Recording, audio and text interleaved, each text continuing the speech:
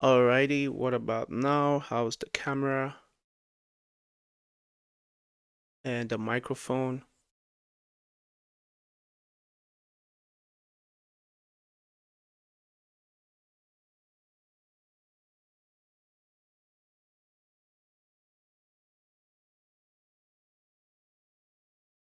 Okay, cool. Looks like my microphone is working well.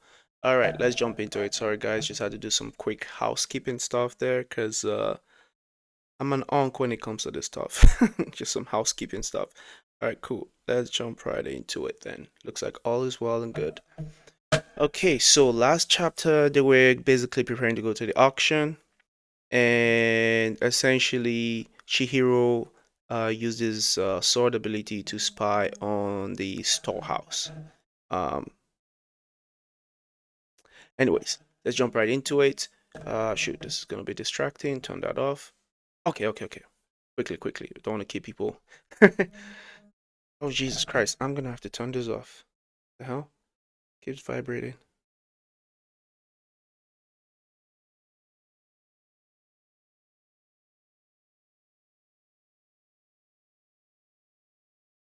Okay, cool. Just put that over there. All right. Sorry, guys. Okay. So chapter 27, page 1. Okay, so it looks like they're at the auction house now. There's a lot of chatter going on in the room. And according to the leader of the Sazanami, he says, almost time. How are the preparations?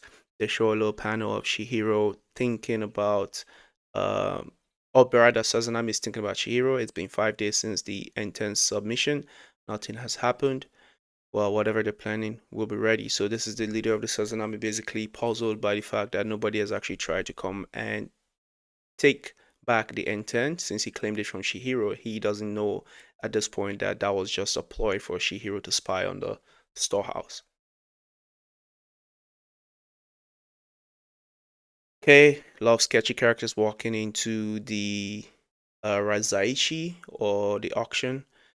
Security is more or less the same every year. Some random sketchy looking guy says, and the people who attend are the big wigs of the underworld as well as the henchmen and the sorcerers they employ as bodyguards. But only 3 members of each party can go below. Those left behind work together, regardless of the status, to patrol the area. It's a long-standing tradition and rule of the Sazanami clan. Okay, just trying to give us a brief run through as to how the ceremony proceedings usually go. The Sazanami clan is responsible for the underground security, but one thing's different this year. Check out this leaflet distributed to those of us above ground. According to management, there is a high possibility that Shihiro Rokuhira, owner of the intent, may show up. So Sazanami has already made arrangements in place for when Shihiro inevitably crashes the party to try and get his intent and rescue the other sword. There's a 50 million yen reward to whoever kills him. Holy cow. What's that paper? Somebody says. They were handing them out at the entry. Oh, for real? I lost mine. So I guess if someone kills this kid tonight, the sword's eternal contract gets broken and the item becomes wieldable. If that happens, the price will go way up, right? The other sketchy character says, we'll see about that. Every year on the day of the Rakuzaishi, that's the name of the auction, this city sleeps in a den of iniquity, teeming with yakuza and sorcerers. All sorts of evil transpires. Everyone looks the other way, they prioritize their own lives. Nobody comes near, so there's hardly ever anything for us to do. I don't know how the intent wound up in the hands of the Sazanami, but that means this kid is unarmed, right? There's no way he'd show up. Even if he does come, what's gonna happen? Nothing. No one can do anything. So they seem very confident in their ability to secure this auction, and they're underestimating Chihiro. Rightfully so. He has no demon sword, which is kind of like his biggest asset, but we'll see. Mr. Inazuma looks like a little kid. Okay, my name is Mr. Inazuma. I bring down the thunder of justice on evil.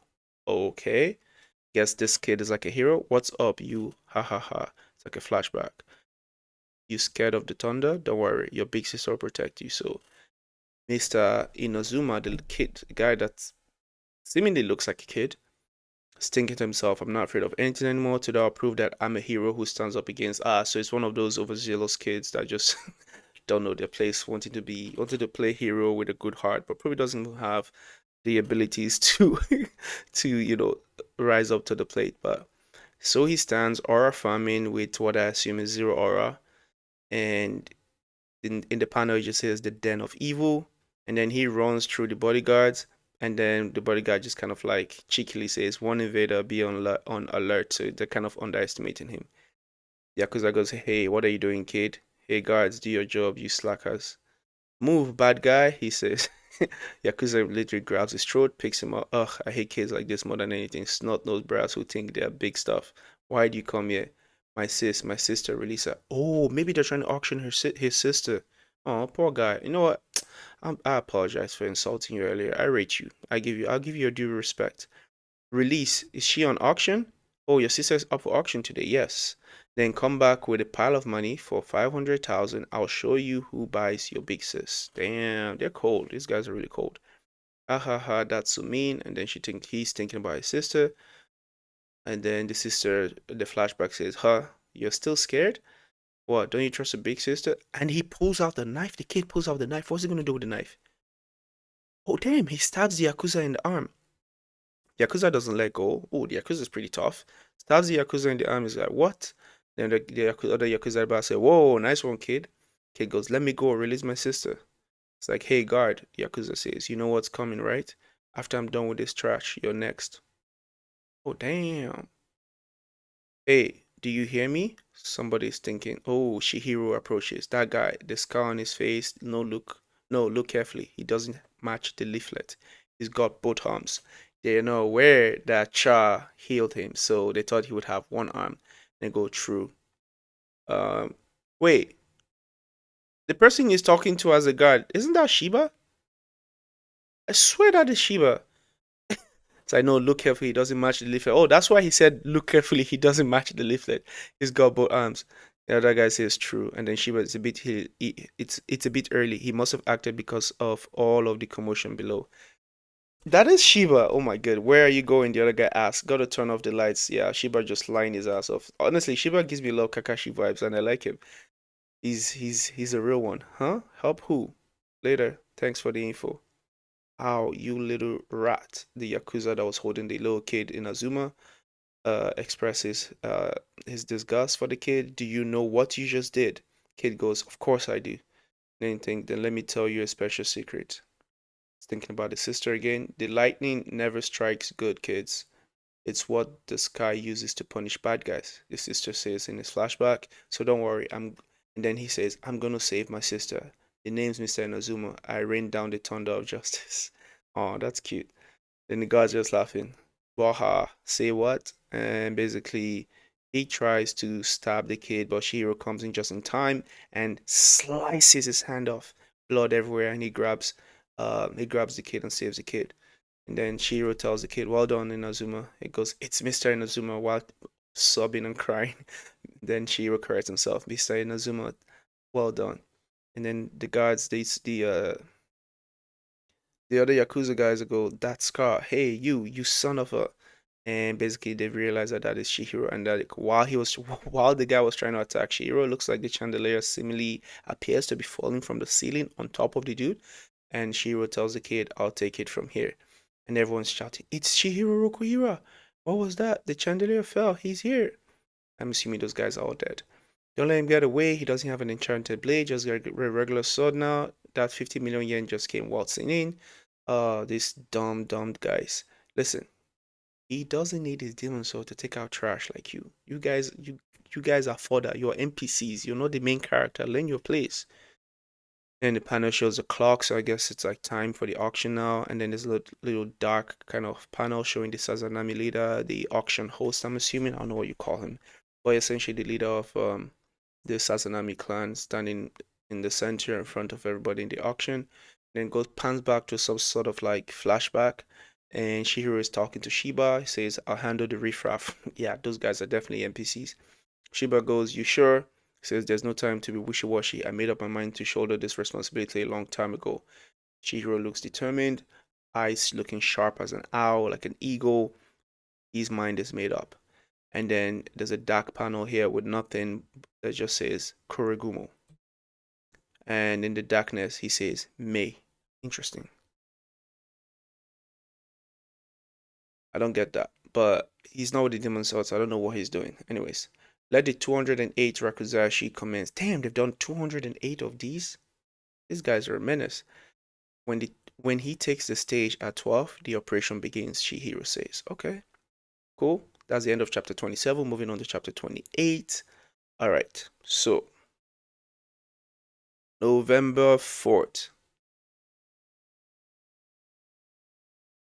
Storehouse recon log. You okay? Shiba asks. It's more exhausting than I expected, maybe because it's in a subspace, but it's hard to connect to for long.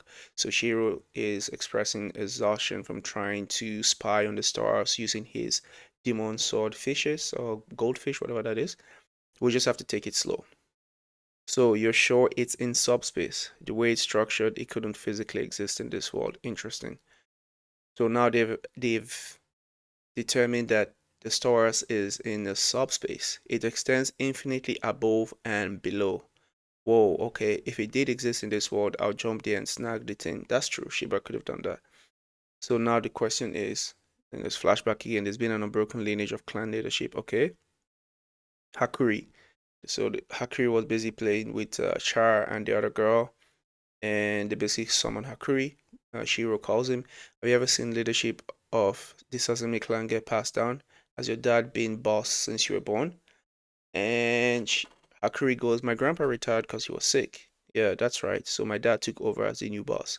I'm wondering how they pass on access to the storehouse. Hakuri is thinking, like maybe a ceremony, and then goes, oh, a ceremony. There was some kind of ceremony. You remember what they did? Shiro asks. Hakuri says it was a long time ago. I remember they did it at an underground cemetery. Shiro exclaims, cemetery? The Sazanami clan cemetery, it's it's got sacred power. Okay. What kind of ceremony? Let me think. Hakuri is talking. It was just the two of them, so I wasn't actually there. Okay. Shiro says, I see. Chiba goes, so then, we find out how to do the ceremony and force the power to be transferred to Hakuri, right? Shiro goes, yeah, and then Shiba goes, or not. And Shiro is deep in thought. If they have to do a ceremony to pass over control of the storehouse to a new boss, I guess we're wrong about the insurance. It doesn't just pass over to the next boss automatically if the current one dies. And then flashback to what Sazanami, the leader of Sazanami, says. I don't remember his name, that's why I keep saying the leader, so I'm hoping they show his name again. I'm not good with names, it takes me a while before I can cement it in my mind. So they do flashback, and the leader goes, if I die, the storehouse ceases to exist. So maybe he was telling the truth, Chihiro thinks. Shiba goes, a door? And Shiro says, that's what it looks like. There's no wall or separate room, just a door. Okay? Sorry, guys. Okay, maybe it's an auction item. Shiro goes, could be.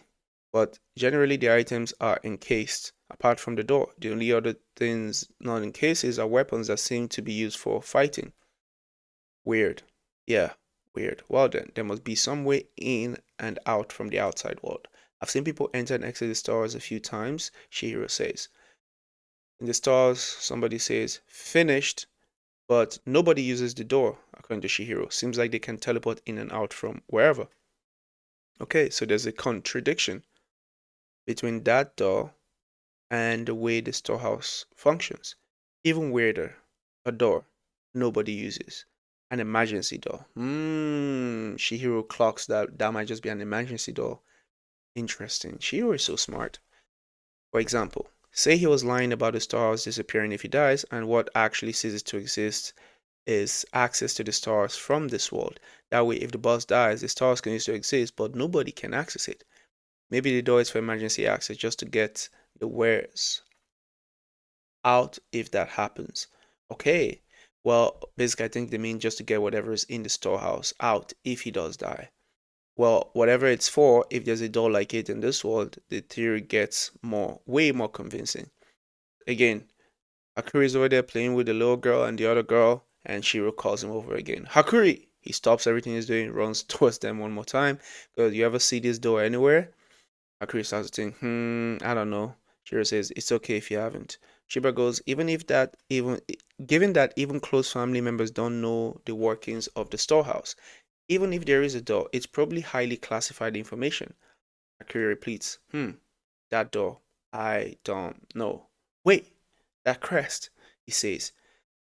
He thinks to himself. And they fast forward and back to the present time. The chandelier clashes from last time when he was facing off with the Yakuza.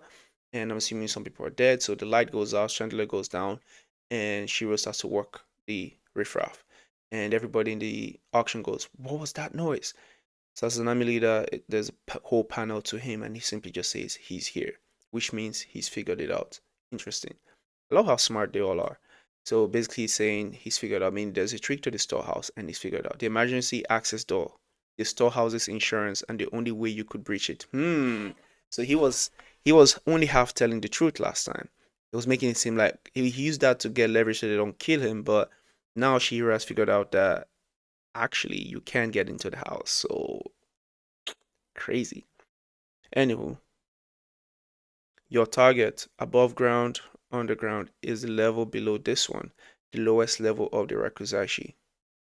The Sasanamis clan underground cemetery, the Naginojon. I don't know how I pronounce that. Shihiro Rokihiro is here. Don't worry about guard duty. Go kill him. Don't let that 50 million yen escape. Everyone's so concerned about the bounty. Go. And then the Sasami leader thinks to himself he's on the move. I'm so glad Shihiro Rokuhiro was good enough to come. As a usable posthumous item, the N10 will be worth more than the Shinushi. You aren't the seller. The N10 changed hands when you traded it for a Kuri. I can target your life without guilt. Now, gentlemen, the Sasanami leader says, and the auction host leader says with so much confidence, knowing or feeling like he's got the situation under control. And again, they show another panel with Hakuri, Shiba, Inazuma, the little kid, Char, and the other girl that I can't remember her name. They're all in a car driving. Hakuri is there, and then Shiba asks, Hakuri, you ready? It was time for us to head in first. Chihiro. Bust through the front door. It still works even though it's broken. Interesting. Yeah, but I can tell it's close to finished. It's down to just the embers. After a few more moves, the cloud gauger will be done. If someone's going to use it up, might as well. He says, May. What? Lightning? Never mind that. Kill him. He's gone. He's fast, but that's all. Calm down. Target the light source. What? Okay, that is insane. So in this panel, Chihiro essentially decapitates all the guards, slices up their arms, and he's just walking. So it's like a POV from the ceiling looking down, and he just decapitated everyone, and he's just walking like nothing happened. Although his sword does break because he's not using his magic demon sword. People say, "Did you see that? He threw his weapon as bait." Ooh, these are the I forgot what they call them. These are the special guards of the Sazanami clan. They were watching the entire time. They're watching from a chandelier as well. And then they go, the chandelier is fixed. He threw his weapon as bait. And then he looks up, Shiro looks up puzzled that the chandelier was fixed because he broke it last time. It's like, how skillful, they say. They look strong, they look very creepy, but they are falling from the ceiling. And then Shiro thinks they're elite. Well, I expected that from a few of them. And he might be lucky here because Hiyuki pulled up. So Hiyuki is the girl that was sent by the Kamunabi, I believe. And she's very strong. She uses the whole blood, the fire bone, something I don't know from. But I remember, man, I'm bad with names. Anyways, that's the end of chapter 28. Now we're on to chapter 29. They take us back into the auction room. I say, woo, I'm getting nervous. One of them say, why? Our job's simple. We didn't expect them to put the N10 up for auction, but doesn't change anything. We buy the Shinushi. Oh, that's a coming up, remember? The other girl goes, yes, but people are being sold here. How can we just ignore that? Exactly. That's what I was thinking about the last chapter as well. How the Kamunabi or the government are going to bend the rules and look the other way. It's kind of sketchy. Doesn't really sit well with me, but such is life, I guess. It's kind of how they roll. Um, So that girl's asking the question. The other dude goes, "In this spool of a world, we can't try to fix everything. We have to choose what we can protect. I bet, but I guess you don't know about the Shinushi's power. Think of it this way: By buying the Chinoshi at this auction, we can save millions of lives. So they're playing the Fate Zero trick again, where they're thinking about the needs of the many outweighs the needs of a few, so it's okay to crack a few eggs if we can save a few chickens. But the problem is, regardless of what you're doing, chickens are still getting killed. By buying the Chinoshi at this auction, we can save millions of lives. He reiterates, who's that woman? There's a different panel. So they're talking about Hiyuki. Who's that woman? Chihiro's friend. What, that arm? Why stand out with my sorcery? We could teleport past the guards and down to the underground. At any rate, we'll have to face security somewhere, and that flame bone is going to be the biggest challenge. I want to get it over with. So this was like a flashback panel, and Shiro just talking to Shiba. Hey, they're making a move. So the guards inside is talking, and they're gonna crush each other.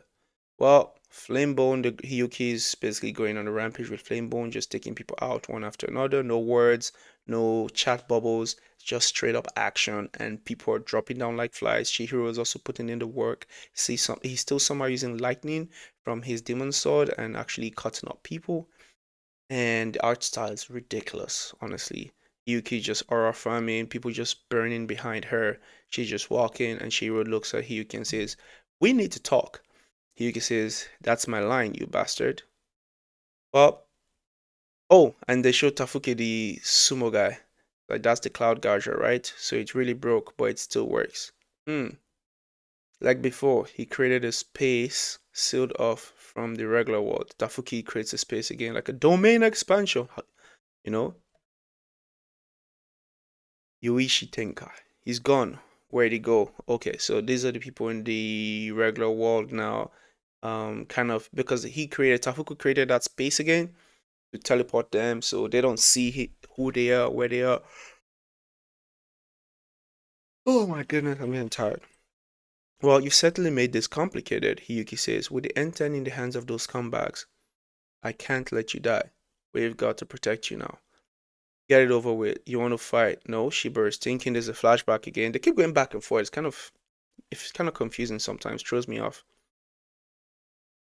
So Shiro in the flashback tells Shiba, we can use this situation to our advantage. We negotiate. So that's what he's trying to do. He's trying to negotiate with Hiyuki. Protect me or arrest me. Hiyuki says, it's up to you. If you resist and drag this out, then we'll arrest you. Why did you hand over the N10 to the Sazanami? Hiyuki asks. Well, Shiro says the Sazanami have a special storehouse. I needed to learn where it is and how to break in. And it worked. If you're trying to take the Shinoshi away from them, you need my information. Yuki goes, so you want to team up? No need. We're going to buy the Shinoshi. Tafuki goes, hey.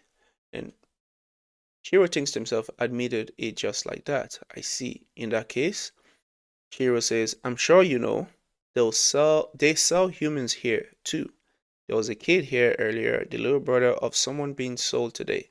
He was shouting for them to give his that was worded poorly. Give back his sister, his big sister. So your desire is to protect me. He says so your desire is to protect me and let the Rakuzashi proceed. Then you can get the Shinoshi and the N10 won't be usable. He goes, yeah, exactly. Tafuki is thinking that's the part Hiyuki refuses to support. She put up a huge force until the last minute. And Hiyuki looks at Chihiro dead-eyed, but Tafuki is thinking, but Hiyuki knows she commands powers on par with an enchanted blade. Okay, I did not know that. So Hiyuki is really like that. She commands powers on par with an enchanted blade, and the importance of taking on this assignment. There's no way we can let someone use that kind of weapon of mass destruction for personal gain. For the sakes of this country, she's thinking to herself or recalling something that was said. So you think, yes, but I know you're not so cold-hearted. Tafuki is thinking, and then there's another flashback. My life has to be on the line too. Again, recalling how Hiyuki was thinking about how Hiyuki was acting the last fight she had with Chihiro. So that you're really okay with that. You want to leave that little kid crying while you give money to those thugs to achieve your goal. Yuki just tells blank, looking at Chihiro. Chihiro goes, are you really going to abandon an innocent right in front of you for the sake of the greater good? Is that really okay? people being sold as objects. It's pointless trying to win me over. You're not getting the Shinushi. Yuki replies. Shiro at this point just kind of quiet and goes, and then they're thinking, no way we can let someone use that kind of weapon of mass destruction for personal gain. And then Yuki just says, you jerk, she's been muttering to herself. Try going to war with the Sazanami. The Kamunabi won't come out unscathed.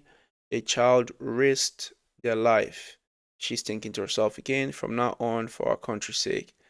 They go, I know. And go, all of you. She's basically frustrated. She was thinking about it too much, and I think it's just making her sick. And she has this very weird face. Like she's like, I can't even try to recreate that. It's very weird look on her face. And basically she's what wait, hold up. Wait, what happened to her? It's like she's bleeding from her head. All of you, enough, Tafuku. Forget it. All of it. It's like all of it. I've had enough of picking our battles. The Enchanted Blaze, the Rakuzashi, this Shihiro jerk. I'm destroying it all. Ooh. She's like, she looks crazy. Her eyes look like, I don't know. Her pupils are rolled up to her head. She said, destroying it all. Okay. Shiro looks a bit confused. Well, I am confused. I don't know what the hell is going on. What's gotten over Hiyuki? Shiro Rokihira, do you have a plan to get the Shinushi? He says, yeah. I think the plan is probably to kill you after retrieving the N10 and the Shinushi. Are you good with that? Well, if you let Hiyuki kill you after you get the Enchanted Blades back, then I won't get in trouble with the higher ups. And Shiro says, thanks. It's like, ha, okay, run. Interesting. So, okay. So Shiro is running his head in the direction of Hiyuki, but I think they're gonna pass each other, and then Tufuku is just using sumo moves to basically beat people up in the regular world, and Shiro is just doing his best Zero impersonation and just slicing up people. Flimbone is burning people up. It's basically chaos. They're just kind of destroying them. And Hiyuki's doing everything she can to basically protect Shihiro. She says, you won't touch him. Okay, so that's the plan. So it's a temporary truce for now. So that was essentially Shihiro's plan, was to basically use that girl, Hiyuki's power, to kind of like help in the fight since he didn't have his demon sword. Not a bad plan, kind of worked out because he had leverage because they took the N10 and his life is kind of tied to the N10 contractually. So it's in their benefit to make sure that he's okay.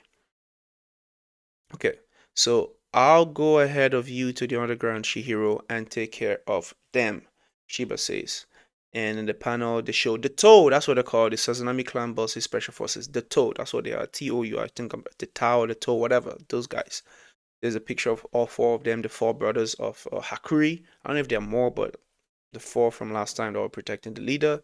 I wonder how strong they really are, but I feel like Shiba can probably take them all. His ability of being able to teleport is kind of crazy. Okay, so in the auction, one of the brothers kind of like sitting like a monk on a box. It's like, and then there's like a Naruto bubble. They're always intruders, but they never disrupt the Rakuzashi. Interesting. It's a spectacle everywhere. Will it really be all right without the guards this year? Why aren't they here? People are talking. Lowest floor of the Rakuzashi entryway to the Nagin. It will keep me slightly busier, but I'll take care of the stage. Your job is to. And then one of the brothers interjects, why are we guarding down here this year? They asked. The graveyard is only way for outsiders to access the storehouse. The other brother replies to the question. The emergency door, yeah, I know. But in the whole Sazanami clan, we are the only ones other than father who know about it. That's why it usually isn't heavily guarded. In other words, there's a risk that this year somebody knows Shihiro Rokihiro, right? He's got Hakuri. Even if he doesn't know about the door, he's got information on us. What if he could use the N10 to sense within the storehouse? Ooh, and that's exactly what Shihiro is doing. So that brother is very intuitive. He reminds me of Doma from Demon Slayer. Doma is very intelligent, also very psychopathic, and very good intuition. Anyways, what if you could use N10? So he guessed that. So in any case, father must suspect that Shihiro knows about the door. In fact, he might even have let him find out on purpose. And why didn't he just tell us that Shihiro Rokihira might show up? And then the other guy goes, it's not that hard to figure out, okay? Father's bent out of shape because he used Hakuri as a bargaining chip. The instructions being so clear must be to tell us not to overthink things. Shiro Rokihira might bring other conspirators along anyway, so as long as we protect this place from outsiders, we're good. The other brother goes, yeah, yeah, got it. Apparently Shiro Rokihira showed up at the entrance. The other brother goes, oh, then I guess Hakuri's here too. The other goes, I doubt that. He wouldn't come. He's a useless coward. Damn, they really don't rate him. We have to watch out for the long-haired guy. He could show up anytime. I think they're referring to Shiba. That guy who could teleport. Yeah, Shiba is no joke. Okay. And basically they're just looking at the entrance, at least one of the brothers looking at the entrance, all like cold and laser focused. Cause and then they think Hakuri is thinking, according to father, my big brother Soya is even smarter than him. I mean, the fact that he was able to figure it out and piece two things together to realize that what's his name was actually in was Shiro Rokihira was actually the one who knows about the door, and just be able to piece all of that up, that actually proves how smart Soya is. So I do believe Soya might be smarter than his dad, and his dad is really smart. His movements are simple. His movements are simple. Give me back my little brother. That was Soya when he was fighting Shiba. That's definitely a lie. Shiba's thinking, I've never seen that side of him either. In other words, my brother's weakness is interesting. So does Sawyer actually really care about his little brother? That's very strange. Anyways, surprise surprise, the person that shows up from the hallway isn't Shihiro. It isn't Shiba. It's no one else but Hakuri. By the way, the brothers did say he wouldn't show up because he's too much of a coward. But surprise surprise, he's there. So I guess they're gonna use him as bait. So he just shows up and runs down the hallway through the brothers. And the big brother Sawyer goes, Hakuri, why are you running away? And I guess they're trying to use him as a decoy. And Hakuri, he's here. They're surprised. If Sawyer's that worked up, he must be. Wait, then that long haired guy. And just as they're talking, Shiba's already teleported behind them. This is crazy. How do you open this? Shiba talks, asks them so casually. He literally got the jump on them. And I mean, they couldn't react, but their eyes, because they do that when their eyes turn black. So they reacted a little bit, but not quick enough. He was already behind them. So there might be a fight. Anyways, he asks, how do you open this door? Yo, Shiba is so cool. Shiba gives me Kakashi energy. Having to face those three plus an ISO user with the smarts of Kura sounds like a major pain. Yes, Kura is the leader of this Asami clan. That's their father's name. I'm not good with names. I have to remember that. And then Shiba just goes with thumbs up. Nice teamwork. I'll head underground right away too. So this is a flashback about how the plan came to fruition. If we run toward the surface at some point, we can meet up. Leave Soya to me. Okay, so it's chasing them up. Hey, where are you going? They're chasing Shiba. Okay, nice teamwork. They gave me a job. I've got to do this. Oh, Hakuri, sorry. Hakuri is running and Sawyer is chasing him, saying, hey, where are you going? I guess he's some sort of diversion. And as he's running, he comes across Shira running from a different direction, kind of like perpendicular to his route with a sword that is broken. And he says, Hakuri, keep coming this way. He already made it through the entrance. He's amazing. Hakuri thinks to himself, basically thinking that Shihiro is amazing. Okay, why are you running from me? So you're obsessed with his little bro still chasing him. And Shihiro kills some NPC for the Yakuza guys in front of him. And Hakuri kind of looks a bit puzzled because something appears from the ground. And he says, Shihiro, I'm assuming that's some sort of sorcery from one of the brothers or the toe. Anyways, it's like a wooden technique, kind of blocks the kind of cages Shihiro in, and also blocks the path of Hakuri. Soya grabs on to Hakuri and says, hey, you came to see me, right? And Hakuri goes, no, what happened? A wall of trees. Did that sorcerer do it just now? Shihiro seemed to be having a tough battle. Now what? We didn't plan on this. If it doesn't look like you can meet up with Shihiro, head back. I'll handle the rest, Shiba says. Turn back? But if I do, there's no point in me being here. So this is Hakuri's insecurity and ego playing right now. Just like it will be 4-on-1. Do I buy time by getting beat up until Shihiro gets here? Who? What's wrong with this dude? He's actually willing to get beat up until Shihiro gets. One thing I like about this guy is his heart. Okay, he's weak. He clearly doesn't have any sorcery. But oh my god, if he had sorcery, he would probably be one of the most formidable characters in this series. He knows he can't do anything, but he's like, what can I do? Maybe I let myself get beat up until Shihiro gets here just to buy time. That is crazy. Gotta love Hakuri, man. A guy with heart. But the enemy is tougher than he expected. It's gonna be a long battle. So he's trying to think to himself like how long he would have to stay and get beat up. It's like it's gonna be a long battle, so that's gonna be a long beating. So it's like maybe that's not a very good option. Okay. So like I know that either way they wouldn't blame me. And then now back to Soya. So he's out of his head. Soya is saying his elder brother is saying, someone told you to say that, right? It was them, right? I'll kill them all, okay? Soya is Doma. Soya reminds you of Doma from Demon Slayer. He's not okay. He talks like he's a nice guy, but he's a psychopath. He's just gonna kill them instead of just accepting the fact that his brother has agency and a mind of his own. Anyways, just to thinking they would still care about even a worthless loser like me because they're nice. So this is how Curry thinking about himself and basically considering himself worthless loser. The reason his self-esteem is so beat up is because of how the Sazanami clan has treated him his entire life because he doesn't have sorcery. He's being considered or viewed as a weakling. So he's embodied that identity as him being a worthless loser. But that's not how Shihiro, Shiba, and the rest of them obviously see him. Anyways, he's now thinking about his pet, and he's like, just because someone's nice, you don't take advantage of them. Are you really good with that? Just because someone's nice, you don't take advantage of them. Dumbass. Hakuri's thinking to himself. Oh no, sorry, Hakuri Hakuri is like has this imagination of his pet talking to him. So it's like the pet is basically telling just because someone's nice, you don't take advantage of them, dumbass. Essentially he's talking to himself. If I really want to be useful, and then he's thinking, "Let me go." You jerk. He's talking to his other brother who held him, but he kind of knocked his hand off. And he goes, "Who's that?" It appears Hakuri can use sorcery now.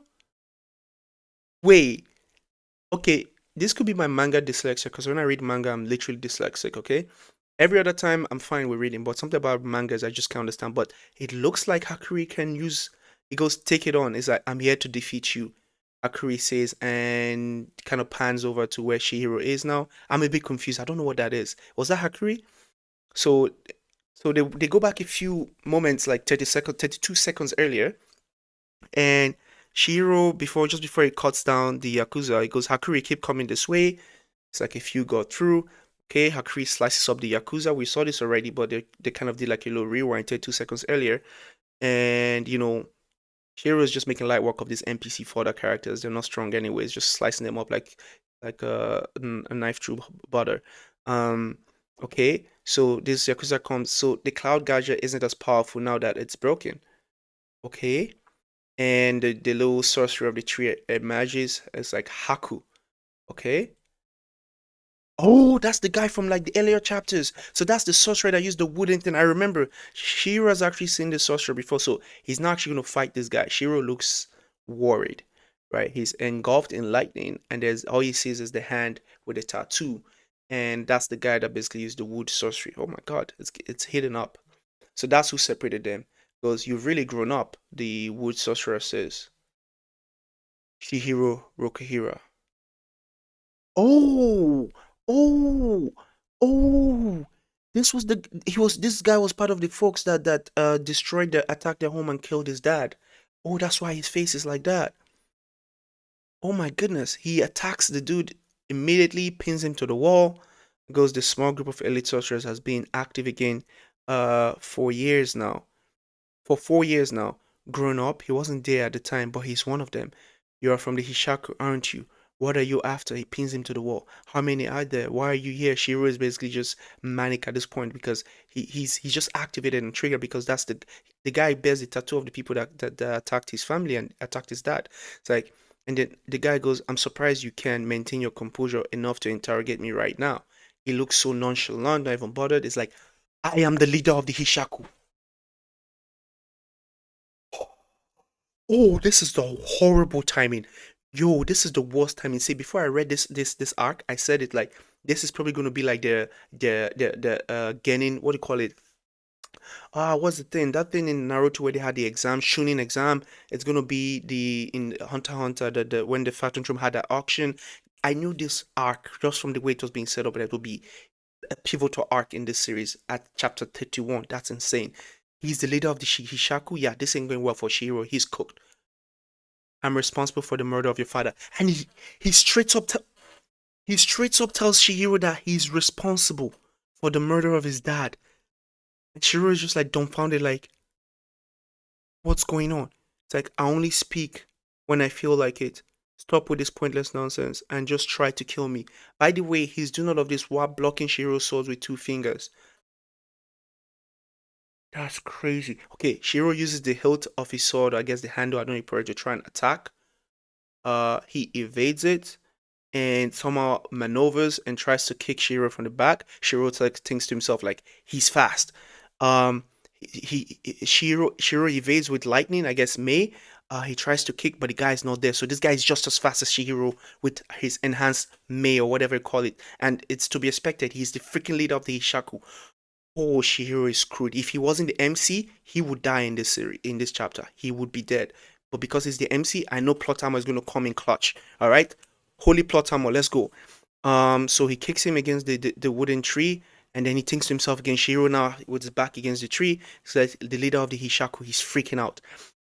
There's less output than before, so he knows the thing is losing power.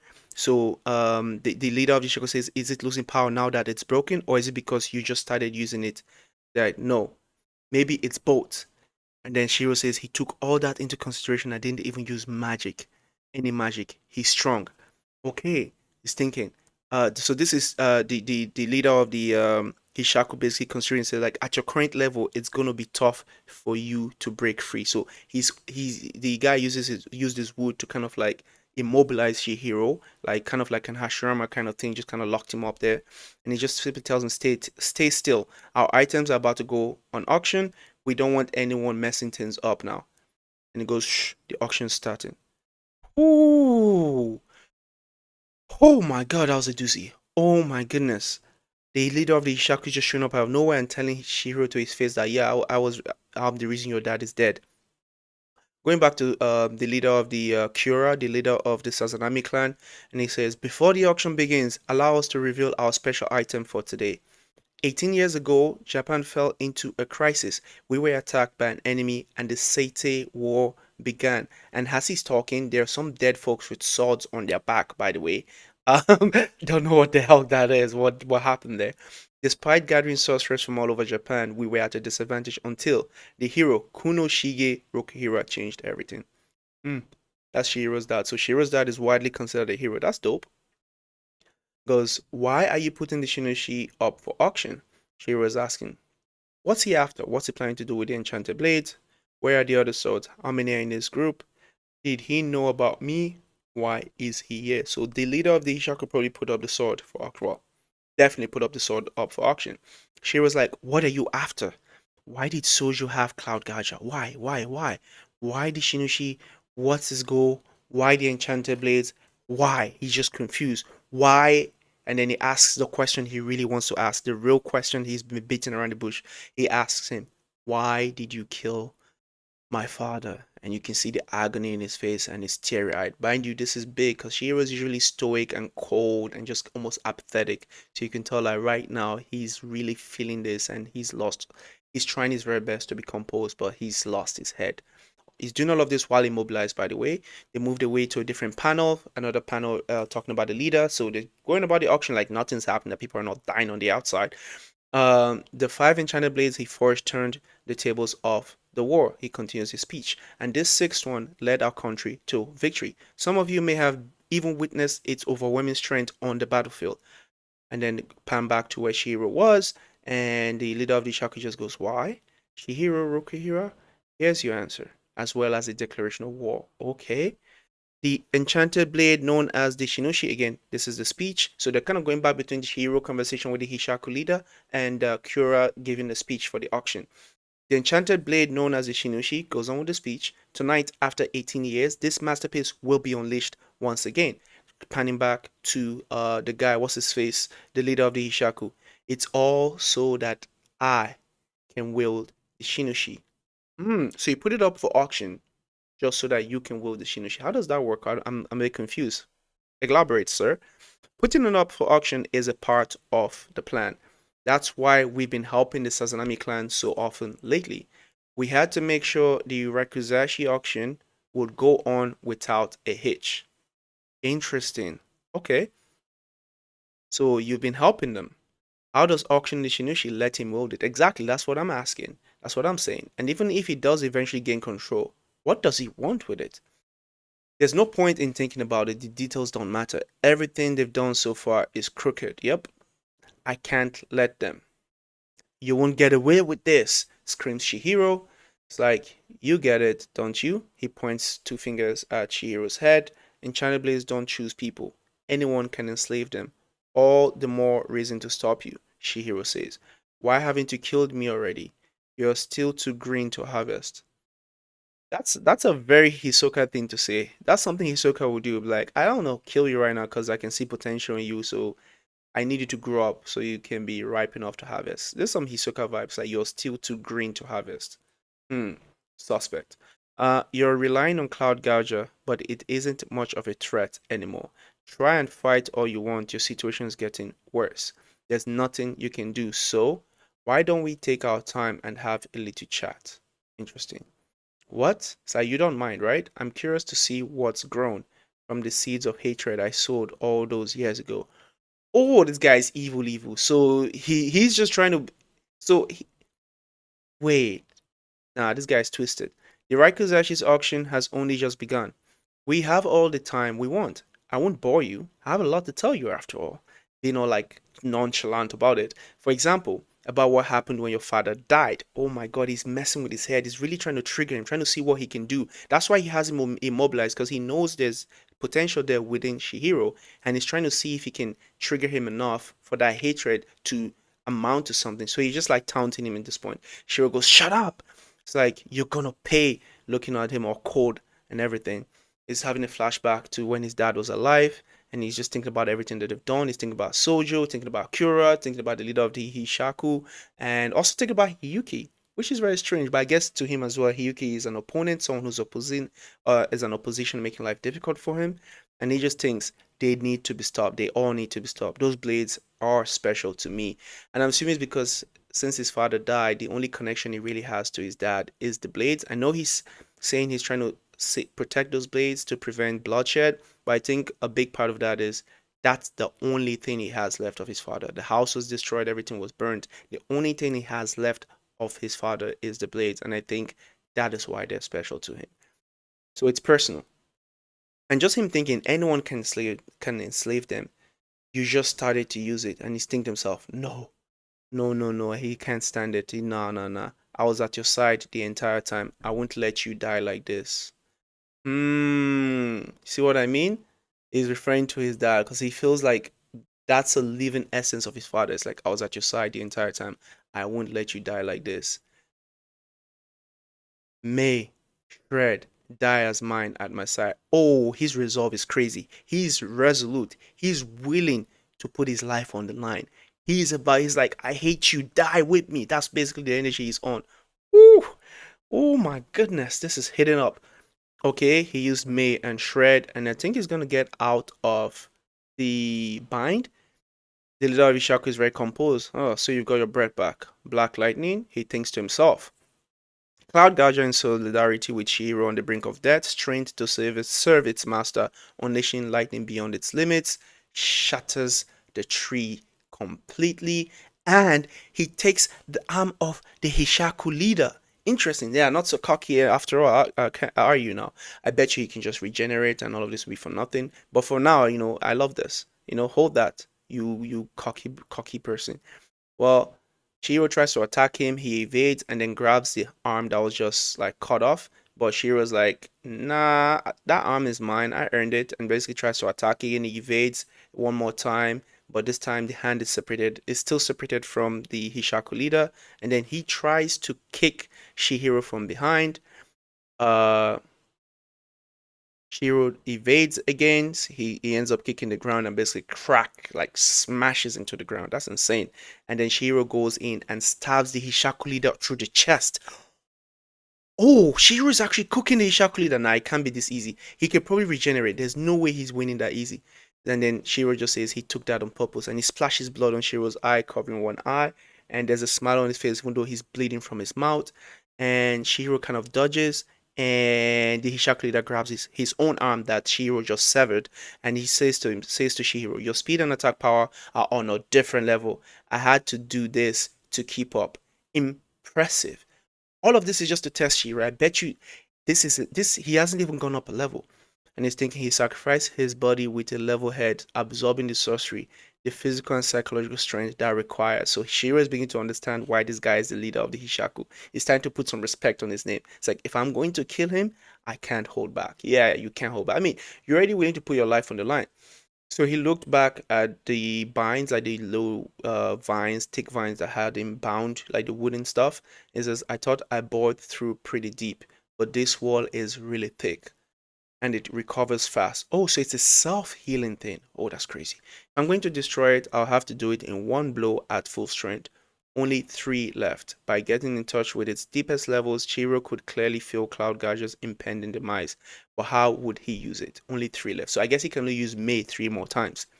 Okay, Shiro's trying to stay level. Calm down. He still hasn't used his sorcery in this battle. Exactly. Either he's got his hands full controlling that tree, or he's hiding something up his sleeve.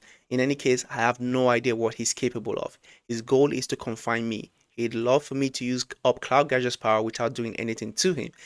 Hmm. Okay, I don't think that's his plan. I just think he's really just toying with Shihiro. I think he just wants to see how powerful Shihiro is. Like he looks like a psychic. He's giving me Hisoka type of energy. That's why we've been helping the Sasanami clan so often lately. There's a flashback to what he said earlier. I'm concerned about Shiba and Hakuri. Shihiro is thinking, I need to hurry. Most of all, he thinks back to Hakuri. I want to eradicate that loathsome event, and that's what Hakuri says. So the Hishaku leader goes, "What's the matter? Don't you want to continue?" Wait, oh my goodness. His eyes, like it's like there's blood on one eye. Like I don't understand. Shiro has only one eye right now. It's like, "I'll kill you." He just tells the Hishaku leader, "I'll kill you." And while he's saying that, now we pan back to Hakuri, and Hakuri is finally using sorcery. Out of nowhere, he goes Iso. Another misfire. Okay, nothing happened. But for a second there, it looked like something was going to happen. His eye turned black. He said Iso, nothing happened, and he thinks to himself, another misfire. Sawyer grabs him by the throat. It's like, "Listen, I'm really on edge here," Sawyer says. "I can't take this." "Defeat me?" He says, like in quotes, kind of like, "Defeat me? What do you think you can do?" Well, and then he kicks Hakuri in the stomach, and Hakuri is rolling on the floor. So I take that. See, the only thing you know how to do is curl up into a ball, right? That's right. And he kicks him. And Hakuri thinks to himself, "I am weak." You know that that's who you are. Hakuri looking bloodshed, looking at the thing. The first time Shihiro used Mei Shred, that was Shihiro's lightning, right? But Soya didn't realize it. He's trying to break through the wall and come over here. Of course, our goal is underground. He's beating Hakuri still, so you just keep kicking him on the ground. What's come over you? This is because of Shiro Okihira, isn't it? He needs lightning to break through that wall. He must be just warming up. The next one's gonna be big. What about me, huh? Open your eyes. Shihiro's just using you to achieve his goals. It's coming. Shihiro's gonna blast through the wall. When push comes to shove, Shihiro will abandon you. So yeah, his bigger brother keeps crying. His bigger brother is kind of like psychotic. I don't understand. He'll put himself first, but I'm not like him. I love you unconditionally. And Shihiro Hakuri says, "Shut up. That's not how Shihiro is. What I have to do is," and then they think back, "You can use Iso Hakuri," Shiba is telling him. And Shiba goes, "What?" "We'll have to start by reviewing spirit energy. Sorcery is made up of spirit energy. That energy lies dormant in everyone. Sorcerers train to control it and increase their capacity. Okay? There are more benefits to refining your abilities than just being able to use sorcery. It strengthens your body. By skillfully circulating spirit energy in your body, you can obtain superhuman mobility and defensive capabilities. Beyond that, there's sorcery. In other words, in order to use sorcery, you need a strong body. On that note, it wasn't full strength, but you took the Enkotsu straight to the face and survived." And then Hakuri's like, I passed out." And then he goes, "Most people would have died. I don't know what kind of training you underwent with the Sazanami, but if you ask me, you already have spirit energy coursing through your body." That's true. He's very durable. Your body is prepared to use sorcery. And then goes, "Training? In our family, we learn to use spirit energy at the age of 8. At 11, we learn ISO." But even at 12, I couldn't do what everyone else could. By 8, after that, I wasn't allowed to train anymore. I see. Maybe you developed it naturally for self defense. 12 is too young to know that's the downside of elite families. Hakuri, you have an aptitude for sorcery. Is he like a sleeper, bro? Is Hakuri like a low key prodigy? Oh, that would be sick. Cause I already love his spirit. I love his heart, and I just love. He's my favorite character. I'm not gonna lie in this series so far, Hakuri. I know he's weak, but he's got that dog in him. Okay, there's something about it's like it's easy to be brave when you're Superman. Actually no, it's impossible to be brave when you're Superman because nothing can harm you. You have the power to do whatever you want to do. But when you're weak and you're still able to rise to the occasion, I don't know. For me, I find that very admirable. So that's why Hakuri for me stands out. And if he by somehow learns how to use sorcery, GG, he's gonna be top notch. And then I was thinking, then why your feelings? It sounds simple, but habits are hard to break. You grew up in that environment, you were treated differently, you believe you couldn't do anything, and without being conscious of it, you put up barriers. So he's on a Kenpachi type energy. He's literally blocking himself from using the abilities that are innate to him. Oh, that's sick. All right. So Sawyer keeps beating him and crying about how, like, Sawyer just being Sawyer, being a drama queen as usual. The Doma of the series. Don't think too hard about it. Hakuri will be there. Akira is on the ground getting beat up. It's like Shihiro will come, he thinks to himself, and then he's hearing his brother say, "You can't do anything." And Hakuri keeps thinking, "He will." Then he's thinking, "This will be the final year of the Rekuzashi. We'll do it together." And one more time, Hakuri tries to do Iso. And Soya says, "Right, I told you you can't." And then he goes Iso.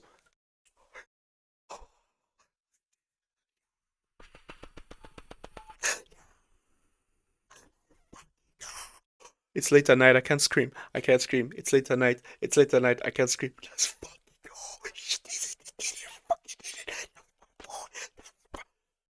Composure, composure. Hakuri does Iso. He hits Soya straight on in his midsection. Soya is all shocked and surprised. Sends him flying, hits the wood, and Soya is all in tears but shocked. It's like, you just did an Iso. And then Hakuri is thinking to himself, I'm weak, but all you did was move me with your oh, it's basically saying, but all you did was move me with your cute little shockwaves. And then Soya says, this is fine. Listen, I don't care if it's cute little shockwaves. He went from zero to something, okay? Hakuri, do not let your big brother make you feel like what you did was a waste. You were able to create that distance, you were able to get him off of you, and you did ISO for the first time. Be proud of your damn self, bro. I'm proud of you, bro. Let's fucking go. Let's go. If did Iso, oh my god, let's go. Ah man, if this guy gets stronger, so sick. He's my favorite character. I don't care what anybody says. Let's go, Team Hakuri. Alright, this is fine. Soya says. So Cloud Gadget can be used too many more times. So all at once. Oh, snap. Oh, Hakuri was right that Shiro was gonna break through the wood. So he breaks through the wood and then attacks um Sawyer from behind using Cloud Gaja, and then he screams, Hakuri, we got to hurry ahead. And Hakuri goes, right, got it. Well, that exceeded my expectations. He's very level-headed. The Hishaku guy seems impressed with Shihiro. The Hishaku guy, I don't know what his goal is or why he wants to trigger Shihiro, but he just said that exceeded his expectations. I'm going to read one more chapter before I go to bed. Actually, I don't even know because it's so good. All right, so we're up to chapter 33. Okay, so he attacks Soya. Soya has crying and tears all in his face, but he falls to the ground. Akiri goes, okay, we head for the door, Shihiro says. And then Hakuri says, did you defeat the guy on the other side? Shihiro says, no. That's the leader of the Hishaku. And Hiyuki appears behind the leader of the Hishaku. Where you're rejected, Hiyuki says, do you want me to comfort you? Hiyuki says, oh, Hiyuki versus the leader of the Hishaku. That could be a good fight.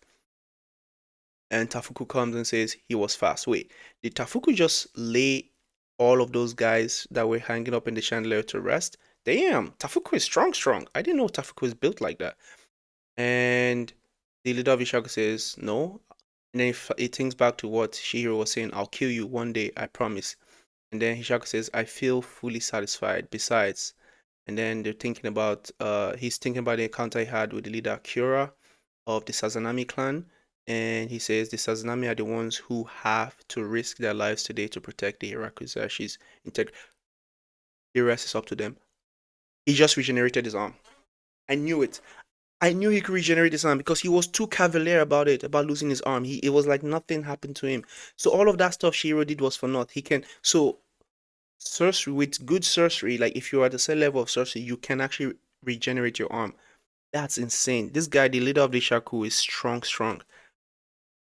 He talks so casual too. It's like the villains in this story, they're so cool and calm and collected. They're just so casual about how they do things. This is so crazy. Anyways, the rest is up to them, he says. And then he just kind of teleports away, and the Toe show up. Like the guys from the Sazanami clan come, and they're squared up with Hiyuki. Hiyuki notices the emblem. She goes, "That emblem? Enkotsu, you are the Kamunabi. Are you really taking us on? I thought you were a more conservative bunch." Yuki thinks, "This is Nami, this isn't the tool Tafuku was talking about. Their uniform is different." And then Hiyuki goes, "Not me." Basically, she's not conservative, like she's willing to scrap. And then Hiyuki thinks, "But they're clearly from a brilliant lineage, consistently proficient." And then Guy goes, "I don't care if you work for the government. Anyone who interferes with the Rakuzashi dies." Okay, big talk. Hope you can back that up, because Hiyuki ain't no small fry. Hiyuki is no NPC. Hiyuki will scrap with you. And then you have Kira just hyping up the auction. The Rakuzashi whips its clients into a frenzy. Everyone's going, "Yeah, we deliver products of the highest value. Yeah, come." And it's hyping everybody up. And he has Hakuri Tenri. So this is like a flashback from like the old school Rakuzashi when they were younger, Hakuri and Tenri. I don't know who that is. First time hearing Tenri. We, the Sazanami, rule that passion and value for the people. We stand at the very top. So it's basically teaching his kids the culture, the value, or the history of the Rakuzashi as if it's some sort of thing to be proud of for the Sikh family. The very top, Tenri says, he goes, "Yes, you two are special." He's talking about his kids, and we'll go back to present time, and they see the little like the little kid's big sister that was in prison that's up for sale. Mr. Izunami or Inaz, or whatever they call that guy, but his big sister is there and all like downcast and sad, and we pan back to the little Hakuri and his little brother, and the father just basically spewing some nonsense rhetoric about how special the Rakuzashi is. And that's exactly why we have to be strong. The Sazanami clan alone possesses the privilege of standing on the stage. Nobody else is permitted to trespass upon it. In all of history, nobody has ever violated the zone. The Toe, the Sazanami clan's elite forces have protected the tradition over the years. Ah, so that explains why there were dead bodies around the platform, because anyone that tried to approach the platform gets killed, no questions asked. It's proof that we are special. And Tenri goes, "Cool." Then a flashback to Shiba just being cool on aura farming. There's not a time you see Shiba on screen that he's not aura farming. Okay, he's just smoking a cigarette, and oh, Tenri's on the ground. Oh, Shiba's already made light work, short work of all the Toe members. Shiba is too strong. The funny thing is, you never get to see Shiba fight. You just get to see glimpses. He's just that strong. I need to know where he ranks in the series. Like, Shiba is really strong. I never know. I was thinking Kakashi, but I don't know. He's like the Gojo of the series. Like, what's going on? He's really strong. Because how does the door open? And Shiba's with his cigarette, like that was smoking. He kind of points it towards the eye of Tenri. "Go on, or your eyes become an ashtray." Oh, that's cold. And the other ones go, "He's no mere teleporter. Who is this guy?" No, for real, who is this guy? Rah! And then they pan out to the whole room, because at first it was like a close-up shot of Shiba, but now they pan out to the whole room, and the whole room is a mess. It's like craters on the ground, it's completely destroyed, and Shiba is unscathed, and the rest of the Toe members, like the brothers, are all like beating, like bleeding out, just in the worst possible shape. They can't move. They're just like barely doing what they can to even crawl on the ground. And guy goes, "You're the strongest as an army, right? And you've got no trump cards left. This perverted festival of yours is over." And then the guy says, "He's too strong. All right, I'll tell you how to open the door." He goes, "Hey, over my dead body." "No way, that's not gonna happen. I won't let anyone interfere." "You two are special." Tenry is thinking. I'm guessing that's why Tenry is having the flashback. Special or not, Shiba is gonna beat you. My brother, who's 1 year older, Hakuri, is different. He's not special. If people found out about my Ijo brother, my father would be disgraced. Why? He's thinking in the past, like in the flashback, Hayayu single-handedly crushed a defected faction, Tenri. You're the strongest toe in history. Wow, if you're the strongest toe in history, then your family weak. Or maybe Sheba is just that strong. This isn't just favoritism because you're my son. It's the undisputable fruit of your efforts. I'm proud of you. And then Terry is thinking, I have to make father proud. I will. And then there's a bubble. Something bubbles around on the ground. What's this? It's Genishi Sojo's legacy. He's gone now. He was obliterated before reaching the realm of Kunishige Rokuhira, but he was an undeniable genius. This weapon commands temporary stability of the Danten Seki. In other words, powers that rival the enchanted blades. Choose carefully when to use it. Its effect is temporary. Your body won't be able to contain this flood of spirit energy.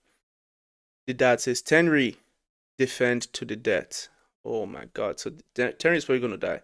So Tenri takes the little thing, the enchanted whatever thing, and he's gonna use it. I'm guessing that's gonna give him some sort of like power up boost. And then his brother's like, Terry, don't do it. But Terry's gonna do it because Terry's gonna defend Rakuzashi to the death. And kind of like a jellyfish thing, like kind of hovering around him.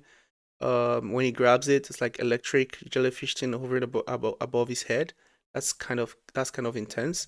The physical manifestation of spirit energy, Shiba thinks to himself, hey, what is that? It's the special spirit energy reaction of an enchanted blade. Oh, so it's very similar. Shihiro senses the Ryatsu. The atmosphere just changed. I've helped out the Sazanami clan a few times. He's thinking to himself, Mr. Shiba, here we go. Haku. Ooh, Soya just stood up. Oh, it's on now. Enough. You're dead. Soya says with conviction, very certain that he is going to take them out. I've never seen him look like that before. Akuri says, he's serious. That's true. All this time he's just been goofy, acting like a psychopath. And Shiro puts his sword in his mouth, doing his best Zoro impersonation. And I think that's the end of the chapter. Cloud Gaja only got a few attacks left, right? Save him for the right time. Akuri says, the reason Shiro didn't slit Soya's throat is probably because he was hesitant to kill my brother. Go on ahead, Akuri says. To the Sazanami, he's only a tiny bud that's finally sprouted. But now, what that the wall is broken, the genius blood that flows within him. So the next chapter, we're gonna see the true. My boy Hakuri is gonna cook. We're gonna see the true potential of my boy. The genius blood that flows within him accelerates that blossoming. And Hakuri says in the last panel of chapter 33, I'll handle this. Oh my goodness. Beautiful, wonderful, and that's why he's my main character. I cannot wait for my next stream to continue from chapter 34. We still got a lot of chapters to go before we catch up. The goal is to catch up with Kagurabachi before the anime comes out. And yes, we're gonna keep going. So far, so good. Enjoying this series. And my boy Hakuri stole the show this session this time around. I really love the fact that he's now actually able to use sorcery because he was perfect in every way. He had the heart. He's got a dog in him. He's a brave guy, very good guy. He's perfect. The only thing that was missing was the ability or the strength to back up what it is that he's wanting to enforce his will to be able to like actually make a change. Because it's one thing to say all these beautiful things and be all idealistic, but if you're not strong enough to actually impact change, then what are you actually doing? So the fact that now he's actually learning sorcery, and the fact that he actually has latent abilities that were repressed because of how the Sazanami clan treated him his whole life, and that sense of identity that he is useless and he is worthless, and just that psychological block that he unconditionally formed within himself, and just being able to shatter all of that down this episode because of his newfound friendship and bond with Shihiro and the others. Like, chef's kiss. I'm here for it. Looking forward to the next chapter. If you are with me up until now, shout out to you. Thank you so much. I'm a small YouTuber trying to grow in this space, so if you want to help us grow, we would really appreciate it if you just leave a like, comment, subscribe if you enjoyed it. If you have any critique, anything you want to say to improve these streams, or anything you want to suggest for future going forward, please leave it in the comment section below. It's been Agnostic Reviews, another great session. I'll catch you guys on the next one sometime this week. But yeah, that's gonna be the end of the stream, man. Wow. Whoa, that was something. Anyways, catch you guys next time. Peace. And the stream.